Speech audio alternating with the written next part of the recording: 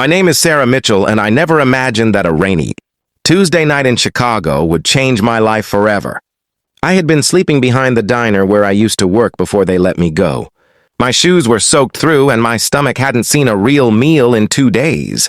That was the night I saw him, Richard Hale, the billionaire everyone in the city whispered about, sitting alone in his black car outside the restaurant, staring at nothing. His eyes red like he hadn't slept in weeks. Something told me to walk up and knock on his window. He rolled it down slowly and looked at me like I was about to ask for spare change. But instead I said the words that would change everything. "Give me a roof for 1 week and I will save your mother." He almost laughed. Actually, he did laugh. A tired, broken laugh, and said, "Lady, you don't even know my mother is sick." I told him I didn't need to know the details. I just knew in my bones that I could help. Maybe it was desperation talking. Maybe it was something deeper. But he was too exhausted to argue and told his driver to take me to one of his properties, a small guest house behind his mansion. I got a bed, a shower, and food for the first time in what felt like forever. The next morning I learned his mother, Eleanor Hale, was in the hospital fighting a rare blood disorder that doctors couldn't diagnose properly. I used to work as a caregiver years ago before life fell apart.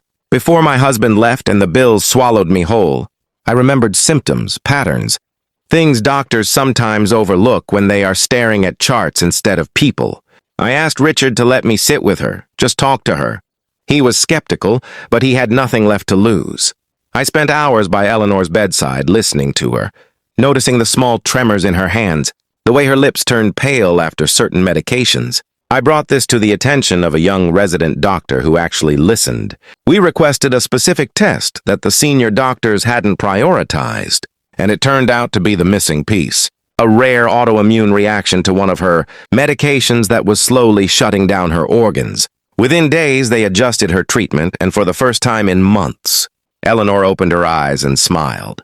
Richard stood in that hospital room and cried like a child. He turned to me and asked how a homeless woman knew what an entire team of doctors missed.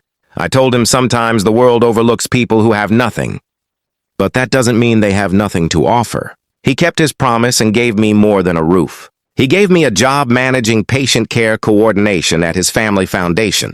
He helped me get back on my feet, find a real home, and reconnect with my estranged daughter who I hadn't spoken to in 3 years.